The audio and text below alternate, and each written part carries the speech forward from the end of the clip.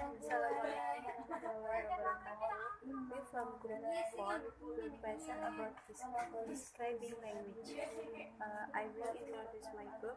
My name is Putri Salsabila and my friend Sofinatul Janah, Elmania Kholisman and Riska alfiana. The first is meaning in context.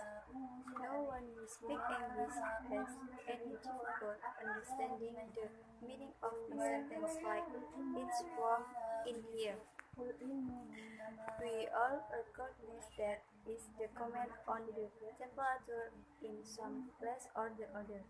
But why is being said, and what the speaker wishes to convey by saying it depends entirely on two things: the context in which it is said and what the speaker wants people to understanding. Yang pertama adalah poin pertama adalah meaning in context. Jadi pengertiannya yang pertama, jadi maksudnya itu tidak ada yang berbicara bahasa Inggris memiliki kesulitan untuk memahami arti kalimat seperti it's warm in here atau ini hangat di sini. Kita semua menyadari bahwa itu adalah komentar pada suhu di beberapa tempat atau lainnya, tapi mengapa dikatakan dan apa yang ingin disampaikan oleh pembicara dengan mengatakan itu bergantung sepenuhnya dengan dua hal, yaitu yang pertama konteks yang dimaksud dan apa yang ingin dimengerti oleh sang pembicara dan dapat dimengerti oleh orang lain. For example, that the words are spoken by someone who is either lazy, ill, or in some position of power. It's warm in here might then be either a request or an order for someone to open the window.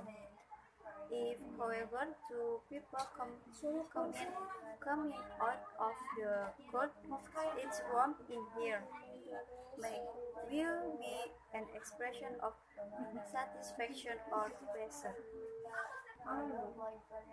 Misalnya, katakanlah perkataan itu diucapkan oleh seseorang yang malas, sakit, atau memiliki kedudukan kekuasaan.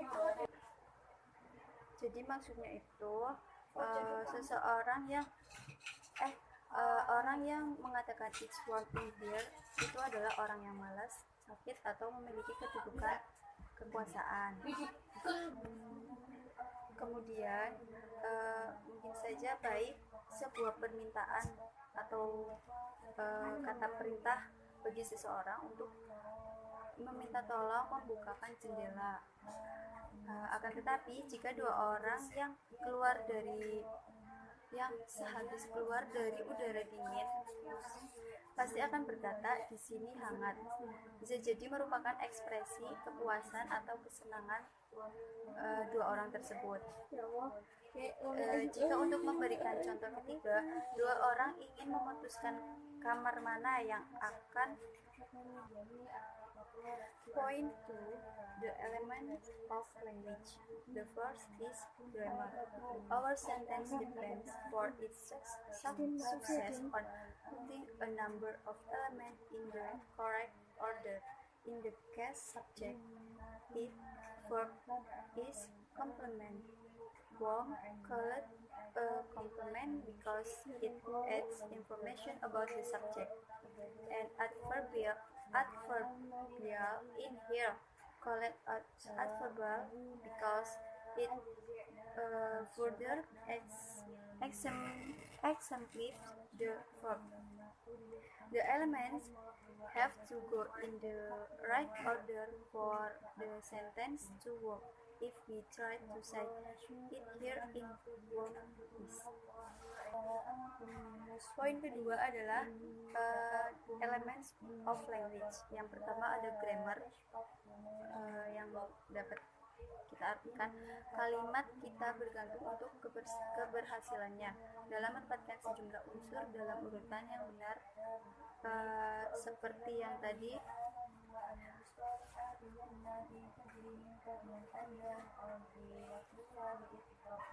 Subjek itu it, verb itu is, komplement di sini itu kata warm, dan adverbal di sini itu kata in here.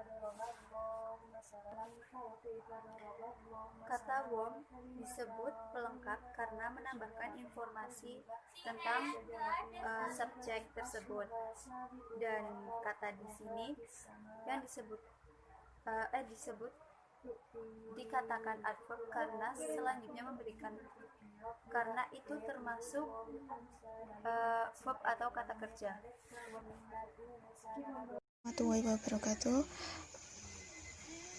I'm going to explain you about form and meanings and part of speech. Okay, form and meanings. These have two types that are one meanings, many form, and one form, many meanings. One form, many meanings. The present continuous verb form can refer to both the present, example, I'm not listening, and the future, I'm seeing him tomorrow.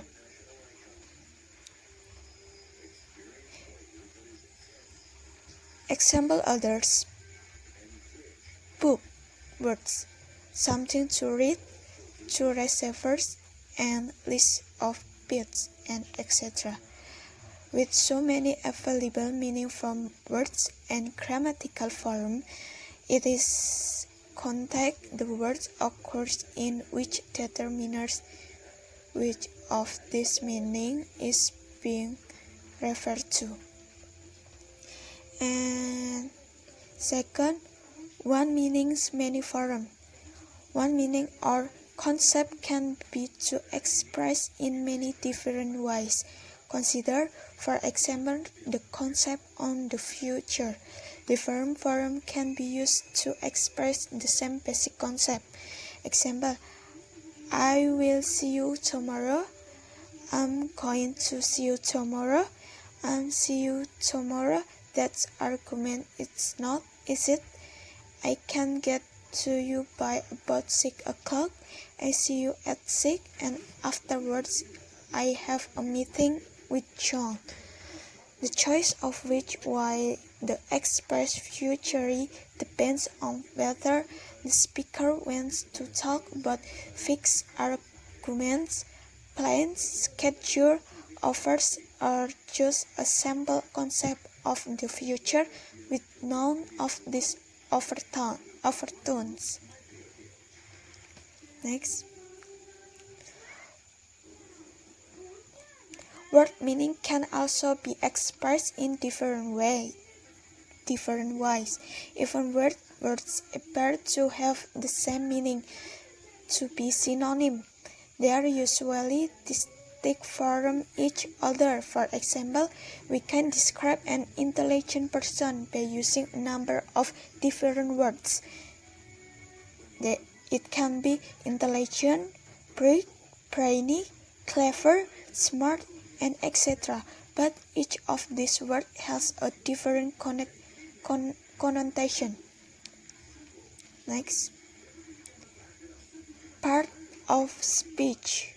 These are the categories which helps us determine how grammatical sequences are put together and which word can go in which salts. Selalu berbicara tentang speech, pastinya kita ini terhubung dengan grammar ya. We will consider the part of speech in terms of the nouns, verbs, adverb, and preposition and discourse. Noun phrase or noun is a word that is the name of a person, a place, a thing, or activity, or quality, or idea. Nouns can be used as subject or object of a verb.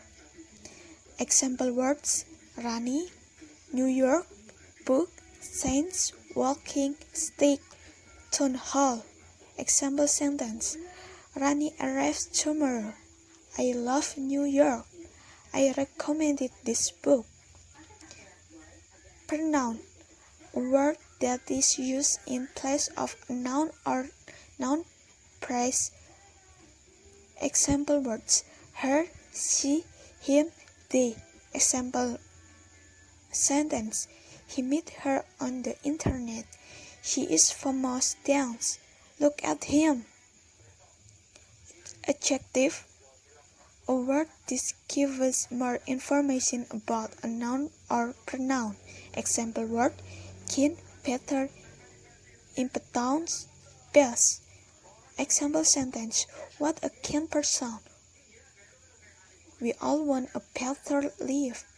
That's the best thing about her. Verb: a word which is used in the describing an action, experience, or state. Example word: write, watch, believe, have. Example sentence: I like to watching TV. I don't believe you. Have you eaten yet? Adverb: adverb is a word that describes or adds to the meaning of adverb. A verb, adjective, another adverb, or a whole sentence. Example word: sensibly, carefully, at home, in half an hour. Example sentence: I checked my emails at home. See you in half an hour. Preposition: preposition is a word which is used to show the way which other words are connected. Example word: for, of, in, on top of. Example sentence: a plan for life, live. Bring me 2 bottles of water. Put that in the boy. Determiner: determiner is that are determiner article as the, indefinite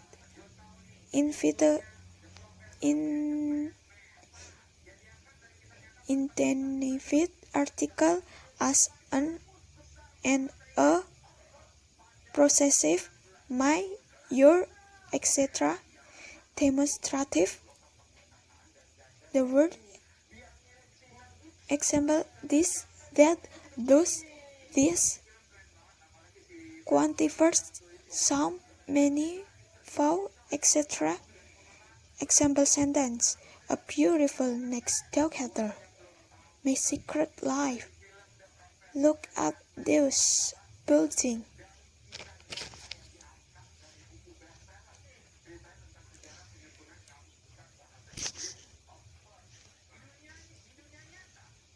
Assalamualaikum warahmatullahi wabarakatuh.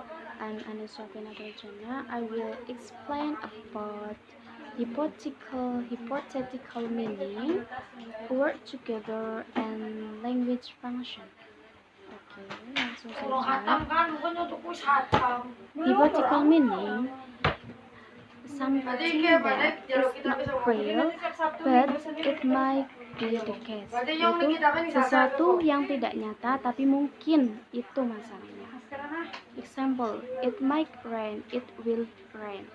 It might is hypothetical, and it will rain is statement of fact. The next is word together. Word together, there are 3 specific instances of words that group together. The first is collocation, lexical charm, and idiom. Collocation, word combinations are also called collocation, which refer to a group of 2 or more words that usually go together. Atau kolokasi yaitu gabungan kata atau beberapa kata yang terjadi secara otomatis dan teratur dalam suatu bahasa. Example of collocation is like that the word asleep and fast. Terus yang kalau digabung menjadi fast sleep yang artinya tidur nyenyak. In Indonesia, their example is lari dan cepat yang menjadi lari cepat. Okay, the next is lexical chunk. A lexical chunk or lexical process is a unit of language which it makes up of two or more words. Lexical chunk atau unit bahasa yang terdiri dari dua kata atau lebih. Example is good morning, nice to see you, what's the time, and the next is idiom. Idiom is a group of words established by usage as having a meaning not deducible from choice of the individual word, yaitu serangkaian kata yang artinya tidak bisa diartikan secara harfiah, namun mewakilkan ekspresi tertentu yang tersirat di dalamnya. Idiom an expression that cannot be understood from the meanings of its parent word but that has a separate meaning of its own. Atau dengan kata lain, idiom merupakan suatu ekspresi, entah itu word, clause, or phrase yang memiliki arti tersendiri, dan kalau expression tersebut dihilangkan maka akan merubah artinya. Contohnya, better late than never. Miss the boat. Better late than never yang artinya lebih baik terlambat daripada tidak sama sekali. Miss the boat yang artinya sudah terlambat. And many example. And the next is language function. Language function is a purpose you wish to achieve when you say or write something. By performing the function, you are performing an act of communication. If you say, I apologize, you are performing the function of apologizing. If you say, I promise, you are performing the function of performing. Fungsi bahasa merupakan tujuan yang ingin dicapai ketika kita mengatakan atau menulis sesuatu. Dengan melakukan fungsi tersebut, maka kita melakukan tindakan komunikasi. Contohnya, jika Anda mengatakan saya minta maaf, maka Anda sudah melakukan fungsi dari minta maaf tersebut. Terus fungsi bahasa lainnya yang paling utama yaitu sebagai alat berinteraksi dengan manusia, alat komunikasi, alat untuk berpikir, serta menyalurkan arti kepercayaan di masyarakat. Oke, enough for me. Wassalamualaikum warahmatullahi wabarakatuh. Hi, I'm Elmania Kholisman. For the next material is about text and discourse. Okay, we will now look at the cohesion, coherence, and the special features of spoken face-to-face discourse. Okay, the first is cohesion. Cohesion refers to the devices we use to stick text together, the way we connect ideas and sentences together. And lexical cohesion involves using words and groups of words throughout a text to bind a topic together. And for grammatical cohesion, on the other hand, uses pronouns, articles, and tense agreement, among other devices for the same purpose. Then, coherence. Cohesion will make no difference to the success of a text if it is not coherent.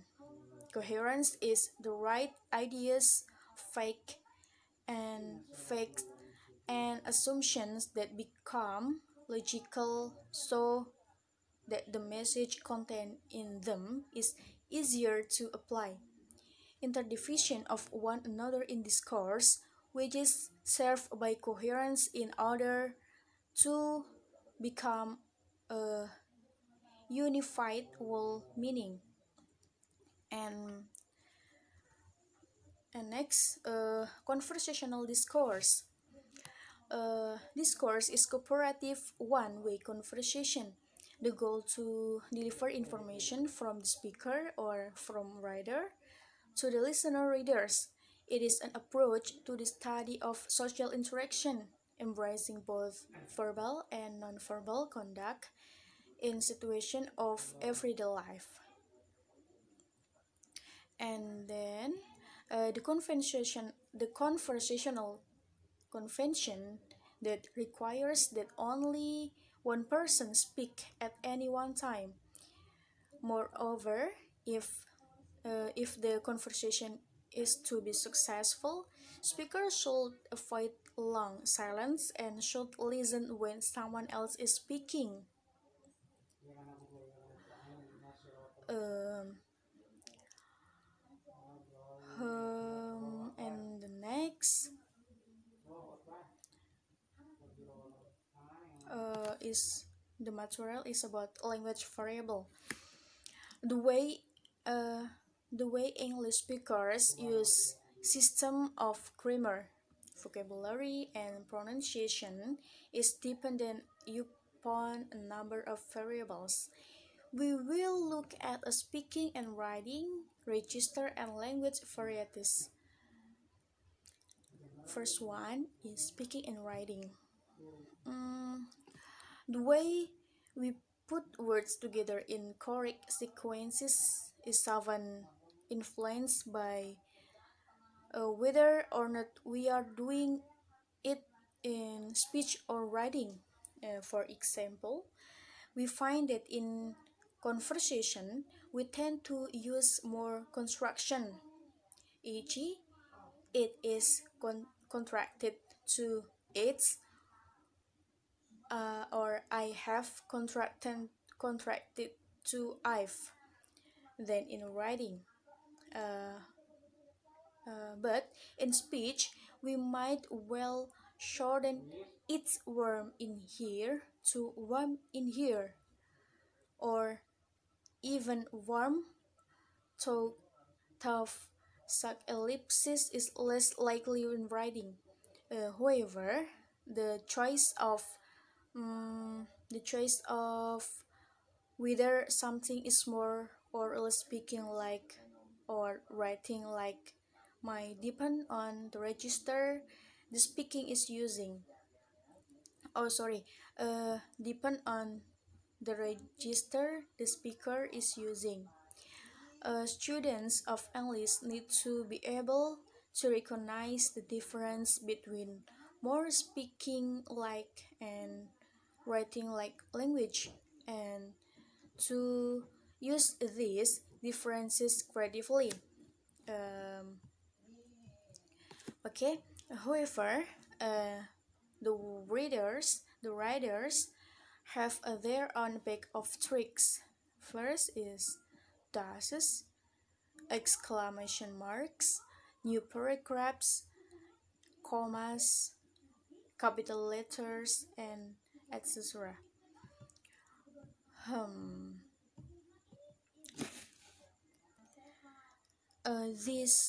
These all can be used to create rhythm and effect, but whereas in speech, the participants can clarify what they are saying as they go along, depending on who they are talking to. In writing, it's much more important to get it right the first time. Okay, and then register. Register in sociolinguistics is variety of language used for a particular purpose or in a particular communicative situation. For the example, when speaking officially or in a public setting, an English speaker might be more likely to follow perspective norms for formal usage than in casual setting. For example, by pronouncing words sounding in ing with a filler nasal instead of an alveolar nasal, e.g., walking, not walking. Choosing words that are considered more formal, such as father versus dad, or child versus kid, and refraining from using words considered non-standards, such as and okay. And then language varieties.